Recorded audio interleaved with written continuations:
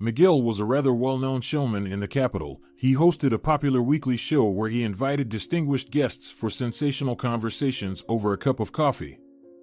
He was approaching 30, dressed like a dandy, with slick black hair tied in a ponytail at the nape of his neck, and he indulged himself in everything. On that sunny day, Miguel was rushing to a shoot when he realized at the last moment that there wasn't a single pack of cigarettes left in the glove compartment. He pulled up at the supermarket and, carelessly leaving his fashionable red car on the roadside, entered through the sliding glass doors. Fortunately for him, there was no queue. There was only a lone, wrinkled old woman at the cashier's counter with a bun in her hand, asking the female cashier something.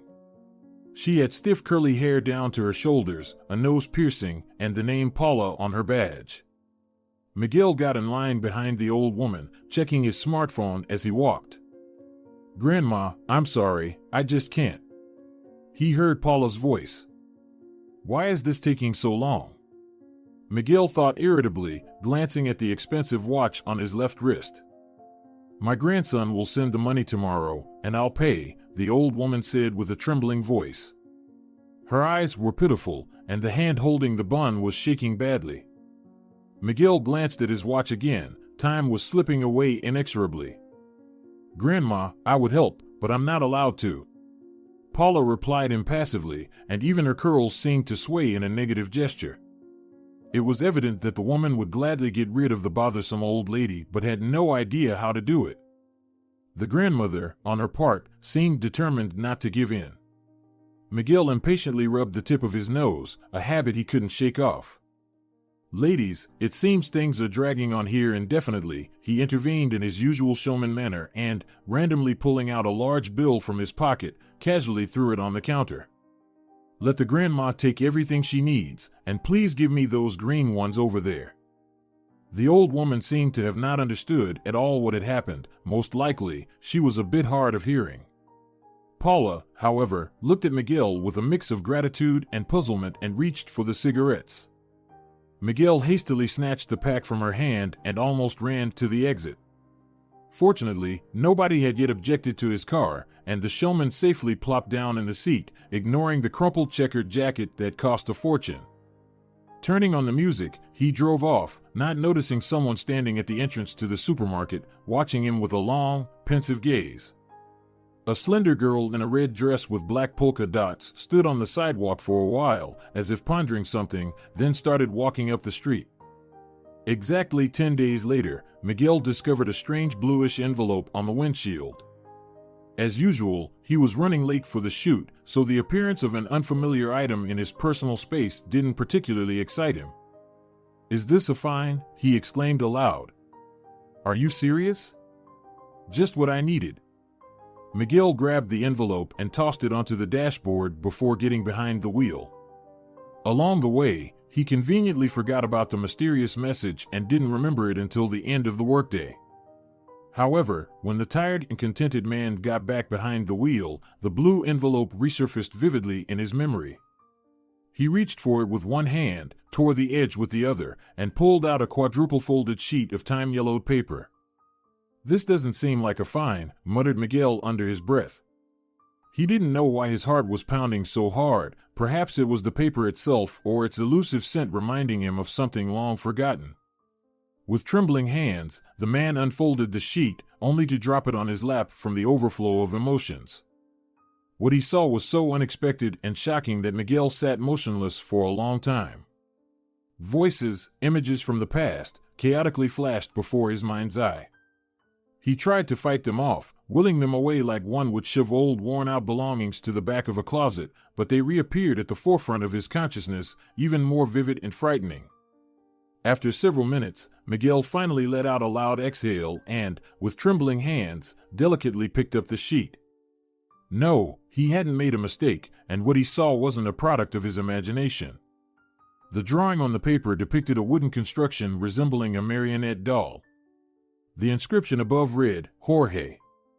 The details were also accompanied by signatures, written in a handwriting painfully familiar. Miguel wouldn't mistake those curves and lines for any others. Only one person in the world wrote like that, and he was no more.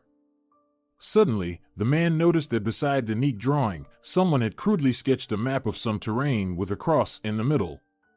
A pirate treasure map quickly flashed through Miguel's mind. He pulled a pack of cigarettes from his pocket and nervously lit one, not bothering to even open the window. Miguel didn't notice that ashes were falling directly onto his light-colored trousers and suede shoes. Right now, he was somewhere far away. The man saw before him a simple wooden house, a fence with a gate, heard the cries of roosters that woke him up every morning at dawn. Then Miguel remembered with melancholy that there were scheduled shoots for the next morning. He needed to go home, go to sleep, then wake up to another day in the life of a successful showman. He reached for his smartphone and dialed Carla's number, a young model he had recently met at one of the social events.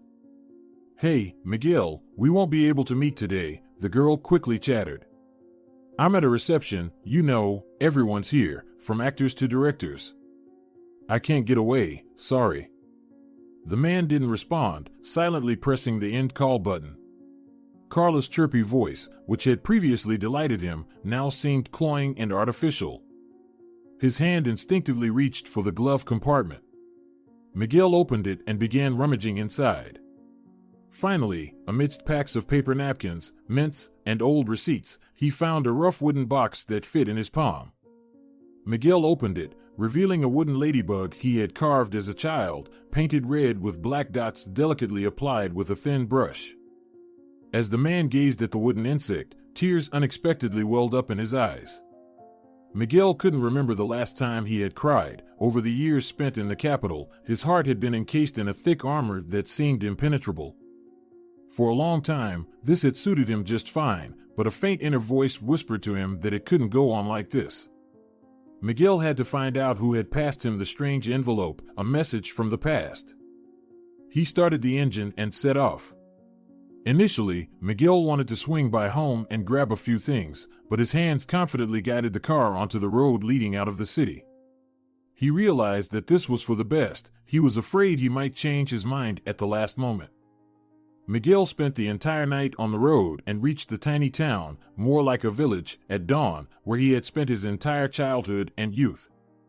Memories from the past became clearer and more vivid in his mind. There he was, just a boy, running to the pond to watch the fat red carp. There his grandmother buying him mint ice cream in a crispy cone, and there his grandfather. Miguel forcefully cut off the memory. Thinking about his grandfather was too painful. He focused on the road, although at this early hour, there was no one else on it but him. He drove past familiar buildings that hadn't changed a bit over the years. Miguel stopped at a gas station to fill up and grab a snack. Behind the counter, a young girl named Alba, as her badge indicated, dozed off. She seemed very familiar to him. Miguel stared at the girl's face and her straight dark brown hair for a while, then remembered seeing her as a 5-year-old girl. Sensing his gaze, Alba woke up and, greeting him warmly, made coffee and warmed up a hot dog. Of course, she didn't recognize him. Miguel thanked the girl and left. The coffee refreshed him, and he got back behind the wheel. He didn't have much further to go. He traveled this path in silence, focused on the road he once knew like the back of his hand. Indeed, nothing had changed here. It seemed to Miguel that time had inexplicably bypassed this corner of the earth. A man turned into a narrow winding alley, drove a few meters, and stopped by a gate painted in bright red. Behind the fence stood an old 2-story house of a somewhat dirty pink shade. Miguel didn't want to look to his right, but his gaze betrayingly slid up the street. He was right about his feelings. Everything remained the same here, and where there should have been a neighboring house, there was only an empty gap. Miguel coughed. He thought he caught a whiff of the same smoke that had haunted him for so long. It couldn't be. The fire had been extinguished more than a decade ago. Apparently, the smell had not yet dissipated from his painful memories. The man felt dizzy for a moment, but he forced himself to take a deep breath, just as one of the many psychiatrists he had seen had taught him when trying to cope with the aftermath of childhood trauma. Miguel took 5 or 6 deep breaths, and he felt a bit better. Stepping forward to the red gate, he found himself so close that he could reach out and touch its cracked surface. How many times had Miguel opened this gate in his dreams, and now, looking at it in reality, he couldn't forgive his own cowardice. Finally, he pulled the handle, but the gate was locked. Then Miguel rang the bell, which miraculously remained untouched by time. The sound echoed in the clear air, but there was no answer. Everything in the house remained motionless, as if the man were looking at a voluminous picture. Miguel felt uneasy. What if all of this was still just a dream? Fortunately, he remembered that it was still early. Even if someone was in the house, they were probably fast asleep. To confirm his guess, the man carefully examined the windows. The glass looked clean, and he noticed well-kept flowers on the windowsills. So, the house was inhabited. This thought reassured Miguel. He returned to the car, trying not to look towards the frightening gap between the houses, sat in the driver's seat, and closed his eyes. At that moment, the man fell into an uneasy sleep. He dreamed of a girl from his childhood standing by the open red gate, waving at him. Miguel woke up abruptly, as if jolted. His mobile phone was ringing. He glanced at the display, 9 a.m, an incoming call from Claudia, his faithful assistant. Of course, he hadn't bothered to inform her that there wouldn't be a morning show today. Perhaps there wouldn't be one ever again. Miguel sighed and turned off the phone. At the moment, he didn't feel the strength or the desire to say anything in his defense. At that moment, the red gate swung open, and a woman in her 50s stepped onto the street with a woven basket, which she held carefully by its long, comfortable handles. Miguel remembered that basket well. He had helped carry it home from the vegetable market many times. Catching the woman's strange gaze through the glass, he hastily set his smartphone down on the adjacent seat and, with trembling hands, opened the door. The woman stood there, looking at him bewilderedly, as if she had forgotten where she was going. Miguel approached her, unsure of what to say. For a minute, they silently stared at each other, and then he opened his arms and hugged the woman tightly. "Aunt Marta," he whispered. "Miguelito," the woman replied, discreetly wiping tears from her eyes. "I'm so sorry," he said softly. Aunt Marta only nodded in response. They stood there, looking at each other for a while longer, then the woman suddenly snapped out of it. "Miguelito, come on in quickly, you must be tired from the journey. I was about to go for fresh milk, eggs, and greens, but that can wait. I need to make you breakfast. Aunt Marta, you go ahead, and I'll just sit in the kitchen if you don't mind." I grabbed a snack at the gas station. Marta led Miguel into the house, where it smelled just like always of vanilla and oranges. This scent involuntarily reminded him of times when things weren't going well in his life and he needed to calm down. That was how Laura always smelled. Even if she was covered in dirt after one of their adventures, even after swimming in the lake. Miguel was sure it was her natural scent. The man involuntarily glanced up to where the girl's room used to be. His gaze didn't escape Marta's notice. "Laura doesn't live here anymore," she said. Her words sounded mundane, and Miguel didn't understand what exactly Marta was conveying: disappointment, resignation, or deep sadness. He didn't dare ask where she was now. Perhaps Laura had long been married. This thought made Miguel's heart ache painfully. Marta led him to the kitchen and sat him down at the table. "The others are still asleep.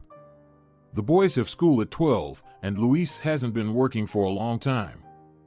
Miguel sat at the round table, covered with a familiar childhood lace white tablecloth that Marta's mother had knitted, and memories flooded over him.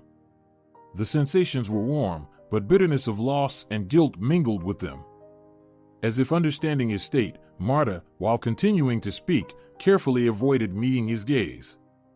"No one will disturb you or bother you with questions and conversations. The coffee in the pot is still hot. Sugar is on the table, cream in the fridge. I'll be back soon." With these words, she left Miguel alone with his past. The man quietly inhaled the scent of vanilla and immersed himself in memories. Miguel lived nearby when Aunt Martha's family moved into this house. His parents died, so the boy was taken care of by his grandparents. His grandfather made wooden dolls on strings. His workshop was in the right wing of the house, adjoining a small semi-empty room. A window was cut into the wall between them, and Grandma sewed crimson satin curtains for it, serving as a curtain. On weekends, Grandpa staged puppet shows. He himself invented plays, which he performed so skillfully, voicing the characters with different voices, that children from all over the neighborhood were delighted. They crowded into the room like sardines in a barrel, eagerly awaiting the start of the show. Laura, Aunt Martha's eldest daughter, also came to watch the puppet shows. She was quiet and shy, and at first Miguel didn't even notice her. But one day, Grandpa invited Laura to the workshop to show her how he made a new doll. Until then, only Miguel had been honored with this privilege, so the boy was intrigued. "Why did you invite this girl?" he later asked Grandpa. "I thought she seemed sad and lonely, so I wanted to cheer her up." Miguel began to secretly observe Laura. It turned out they were classmates, but Laura usually sat in a corner and didn't talk to anyone. Most of the time, her attention was absorbed by a book. Miguel noticed that every time Laura read something different. Once he followed her after school and found himself in the city library. He had never been there before and had never seen so many books anywhere else. Laura returned the volumes she had read and chose new ones, a whole stack. It was obvious that they were heavy to carry. Miguel couldn't resist and approached the girl. "Let me carry them," he offered. Laura silently looked at him, and the boy noticed that her eyes had an unusual emerald hue. Understanding that he could be trusted, the girl nodded gratefully and handed him the books. Thus, their friendship began. Since then, Miguel waited for Laura every morning at the red gate to walk to school together. He took her bag, and they walked slowly along the streets, hardly speaking to each other. Miguel liked to watch how the morning sunbeams touched the strands of Laura's dark brown hair, making them look golden. Miguel himself wanted to touch them, but, of course, he didn't dare. One noon, as the kids were returning home from school, Grandpa called them from the workshop window. "Come here, I have something for you," he winked. Miguel and Laura hurried to the workshop. Grandpa handed each of them a wooden box. The kids opened them and gasped. Inside were tiny ladybugs. "Why aren't they colored, Grandpa?" Miguel asked. "I thought you might want to paint them yourselves, little Miguel," Grandpa kindly replied. "Sit down at the table, take the brushes." The kids eagerly set to work, and soon their ladybugs became almost lifelike. After that, they came to Grandpa's workshop many times after school and helped him create new dolls. Laura particularly liked one of them, a fair-haired and blue-eyed Lucia. She often held the doll in her hands, brushing her hair. Seeing this, Grandpa gave Lucia to Laura as a gift. "Lucy feels very lonely," the girl confessed one day. Grandpa and Miguel exchanged surprised glances. Laura rarely spoke. "Does she need a friend?" Grandpa asked. Laura blushed and nodded silently. Then Grandpa took a sheet of paper and began to draw. He wanted Lucy to instantly like her new friend, so he consulted Laura for details every minute. It flattered Laura greatly that Grandpa was asking for her opinion. Finally, the design of the new doll was ready, and Grandpa promised to start making it the next morning. "What will Lucy's friend be called?" Miguel asked.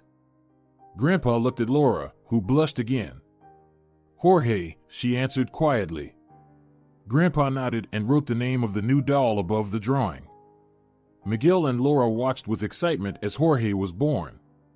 Grandpa took his time, crafting each detail carefully and meticulously. Jorge was almost ready when it all happened. Some noise interrupted Miguel's reminiscing. He looked up and saw a boy about 15 years old descending the stairs, staring at him intently. "You must be Manuel," Miguel figured out. The last time he saw him, he was just a baby. The boy nodded. "I'm Miguel, a longtime friend of your family," the man introduced himself. The boy shrugged. A man of few words, just like his sister, Miguel thought. "What are you interested in?" the man asked, breaking the silence. Manuel silently nodded towards the wall. Miguel turned his head and was astonished. Why hadn't he noticed this before? The far kitchen wall, which used to be empty, was now covered in maps of different places.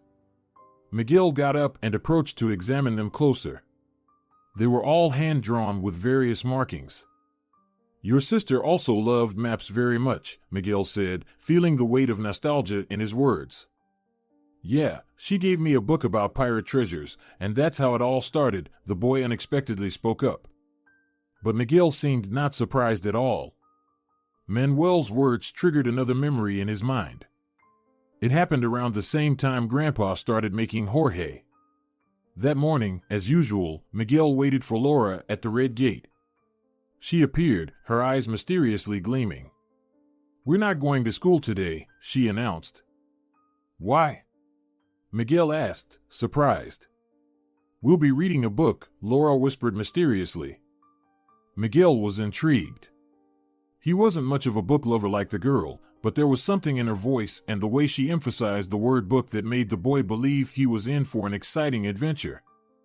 They snuck away to the lake and sat on the shore. In Laura's bag were sandwiches and a thermos of hot chocolate. She pulled out the book, and Miguel's eyes lit up with excitement. Pirate stories, he exclaimed, and Laura laughed joyfully. They read the book all day, then built a pirate ship from the scraps of boards they found on the shore. Later, Miguel's grandfather discovered them. The kids were heavily scolded, but it didn't diminish the impression of that serene, warm day.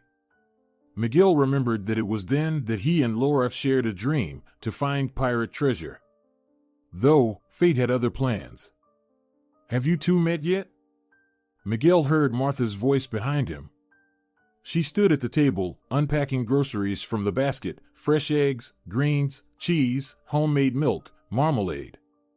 Manuel, sitting on a chair with his chin resting on his long, skinny legs, mumbled something indistinct in response. Yes, Manuel told me about his hobby, Miguel replied for both of them. Oh, those cards. Martha complained. They're everywhere, soon the whole house will be filled with them. And how many conversations we had about pirate treasures. It's good he's grown up and stopped believing in them. Manuel snorted, indicating with his demeanor that none of that had anything to do with him. Suddenly, Miguel froze in place, remembering the scribbles on the yellowed sheet of paper. He needed to look at them again. Excuse me, I'll just go to the car, he stammered out, hastily heading to the door. He crossed the yard, opened the red gate, and stepped onto the street. By the car, he turned back to the gaping rectangle between the houses, and the smell of burning hit his nose sharply. It's just my imagination, Miguel reminded himself, opened the door, and began searching for the sheet with the drawing. After a sleepless, restless night, he couldn't remember where he had put it. The smell of burning haunted him, and for a moment, it felt like he was enveloped in fiery heat. Miguel's head spun, and he sat down, burying his face in his hands on the steering wheel. It'll pass soon, just breathe deeply, the man reminded himself silently. But the visions didn't retreat, on the contrary, the scenes from the past seized his consciousness with renewed vigor. Miguel could no longer resist them. This happened on the day when grandfather was supposed to finish up at Jorge's. Miguel was walking home from school alone. In the middle of the school day, Laura fell ill with stomach pain, and the teacher let her go home. Miguel wanted to escort her, but he wasn't allowed to. The whole class was taking a test. Several blocks from home, he already sensed that something was wrong. People were anxiously talking, pointing at the smoke rising above the rooftops. Miguel heard the word fire several times. He knew it was very dangerous, but it never crossed his mind that it could happen to him and his family. Then he saw familiar faces, neighbors. They were running down their street, shouting loudly, as the space around them grew smaller and smaller. The rest felt like a dream. He heard fire truck sirens, tried to push through the crowd, called for his family, and finally found himself in his grandfather's strong embrace. It's all right, Miguelito, it's all right. We're all safe and sound, it's just a house. Miguel burst into tears. He was so used to their big, cozy house, where objects, furniture, and even the doormats seemed alive. And then a thought pierced him. "But what about Jorge, grandfather?" he shouted. It was very noisy around, and if his voice had been drowned out by 100 other sounds then. If only grandfather hadn't heard him. But grandfather did hear him. He knew how important Jorge was, how the children awaited him. He released his grandson from his embrace and rushed into the burning workshop. No one dared to stop the owner. Miguel waited with a pounding heart. Several minutes passed, but grandfather didn't appear. Maybe Jorge got scared and hid, and grandfather is looking for him, the boy thought, but he'll find him very soon, and everything will be all right. The boy waited and waited, but nothing happened. And then the worst happened. The roof collapsed, and the air was pierced by Grandma's desperate cry. Miguel opened his eyes. The memories beyond that were blurred and more like a fog. He didn't understand himself what was happening for real and what was only in his head. They lived with Marta, and Grandma longed terribly for Grandpa and their home. She hardly ever left the room. Miguel kept going to school, though a wound inside him was bleeding, making it hard to breathe. Laura was always there, holding his hand on the way to school and back. As usual, they hardly spoke, but the scent of vanilla and oranges saved Miguel from falling into the black abyss of despair. True, once Laura wanted to talk to Miguel about Grandpa, but as soon as she mentioned Jorge, the boy had a hysterical fit, and he spent a week in the hospital.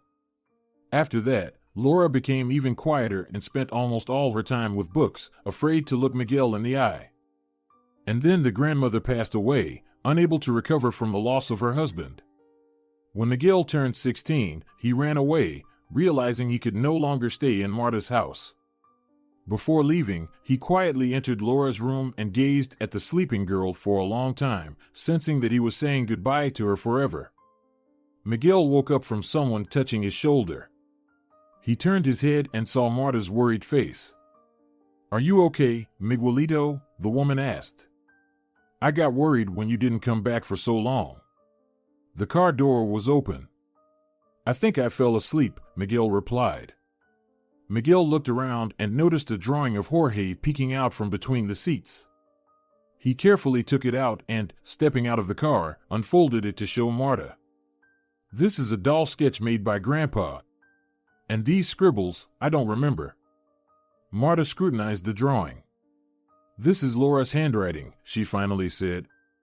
She was also obsessed with treasure hunts and pirate treasures. "You know better than me.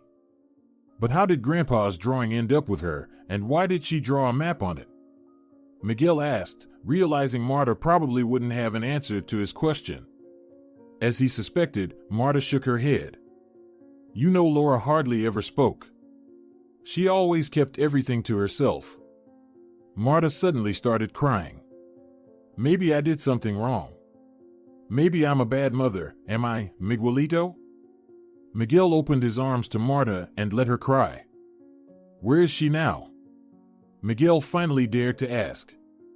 "She lives in the capital. She rarely comes home, calls once a week, but mostly just to stay silent on the phone." "Has she met anyone, gotten married?" Miguel asked, feeling his heart stop as he awaited the answer. Marta shook her head. "I think there's no lonelier soul in the city than our Laura. And it saddens me deeply." Marta cried again, but Miguel suddenly felt very light. "I want to see her. Aunt Marta, please give me Laura's address." Miguel drove confidently as the day outside gradually faded, giving way to a warm evening. Marta's address was entered in the navigator, and Miguel, sensing the meeting, could clearly feel his nervousness. Seeing his childhood friend after so many years was no joke, but Miguel knew that he needed Laura now more than ever before. He briefly stopped by home to take a shower and change into fresh clothes. The answering machine was full of unheard messages, but he paid no attention to it. Miguel quickly got ready and got back behind the wheel. Laura lived in the southern part of the city, where tiny cottages nestled on the hillside. Miguel smiled. He had no doubt that this girl wouldn't choose a skyscraper for her life. Even in the bustling capital, Laura found a place she loved, just as quiet and secluded as she was. Miguel quickly found house number 17. A solitary vanilla-colored lantern burned above the porch, and Miguel's heart suddenly beat a little faster. He climbed a few steps and rang the doorbell. A tinkling sound of a bell echoed from within the house, then everything fell silent again. The silence refused to be disturbed. The house was empty. Miguel glanced at his watch. It was around 9. Where could Laura have spent the evening? At the library? But they've long been closed. Miguel absent-mindedly rubbed the tip of his nose, a childhood habit inherited from his grandfather, which he resorted to in difficult situations. The man was about to leave when suddenly something familiar caught his attention. Something similar he had seen recently. Miguel leaned closer. From the gap between the door and the jamb protruded a blue paper corner. Miguel pulled it, and in his hands was an envelope, exactly like the one with his grandfather's drawing. Impatiently, Miguel tore the edge and pulled out a piece of paper from the envelope. He immediately recognized Laura's light and slightly flamboyant handwriting. "Find me at our spot," Miguel read aloud. "Laura, are you serious?" he exclaimed and unexpectedly burst into laughter. It was the best joke in his life. Miguel got behind the wheel, grabbed a double espresso from the nearest cafe, and set off on the way back. Along the road, he stopped several times to get more coffee and even dozed off in one of the parking lots. At dawn, Miguel was at the lake. He immediately noticed a bright orange tent and the remnants of a campfire nearby. Miguel got back into the car and headed to the nearest supermarket, where he picked up bread, cheese, and sausages. Returning to the lake, he lit a fire and started cooking breakfast. It didn't take half an hour before the tent stirred. "I really hope it's Laura in there and not some 2-meter muscle man," Miguel thought with a laugh. The zipper at the entrance opened, and Miguel felt relieved and joyful as he noticed a delicate female hand. Then its owner appeared. She hadn't changed much, the same long dark brown hair, the same emerald eyes, and fair, almost translucent skin. The girl looked at Miguel in astonishment, as if she couldn't quite believe that he had actually come here. "Hello, Laura," Miguel said softly. She didn't say a word, just tilted her head slightly and smiled in response. But Miguel knew the worth of her smile alone. He approached and hugged Laura. She pressed herself against him with her fragile body, as if afraid that he might suddenly disappear again. And then she cried. "Why are you crying, my dear?" Miguel wondered. "I'm here with you." "Jorge," Laura whispered. "It's my fault." Miguel looked into her eyes. "What are you guilty of?" Laura bit her lip. Translate into English. "On that day my stomach didn't hurt," the girl confessed very quietly.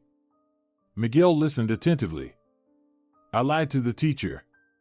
I really wanted to see Jorge. I sneaked into your grandfather's workshop." Inside Miguel, everything went cold, but he forced himself to take a deep breath and exhale. Now was not the time for a panic attack. "What were you doing there?" "I took Jorge." "Why, Laura?" "I wanted to hide him, like a treasure, so that later we could dig him up together. And I took him here, to the lake, to do it. And when I came back, I found out that your grandfather—" Miguel closed his eyes. So Jorge wasn't in the workshop anymore, so... "Forgive me," he heard Laura whisper. He looked at her.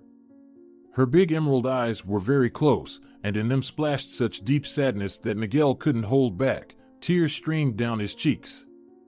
"You're not to blame for anything, Laura," he replied. "I am the one to blame." Laura stroked his hair as if she wanted to take away all his sadness, bitterness, and guilt that he had carried within him all these years. "Forgive yourself too," Laura whispered softly. "Your grandfather wouldn't want you to be sad. He always said that life is meant for joy." She hugged him, and Miguel quietly sobbed, while the scent of vanilla and orange enveloped him, giving him peace and tranquility. Then they had breakfast by the fire, and Laura said softly, "Do you think Jorge is still here?" "I buried him under those willows." "Let's check," Miguel replied. He brought some tools from the car, miraculously found in the trunk, and together they dug up a simple wooden box in which Jorge lay. "Where's my girlfriend? I don't want to be alone," Miguel squeaked in a thin voice, imitating the doll's speech. "She's in the backpack," Laura smiled, replied. "Lucia has been with me all these years, waiting for Jorge." Then the girl was silent for a while and added, "And I was waiting for you, Miguel. I watched your show every week. I thought you had changed a lot, become heartless. But when I accidentally saw you helping your grandmother in the supermarket, I realized that you were still the same Miguelito. And then I decided to give you Jorge's drawing." Miguel looked at the girl with gratitude and love. "Laura, I've been running away from myself and my own memories for so long. But it was a path to nowhere."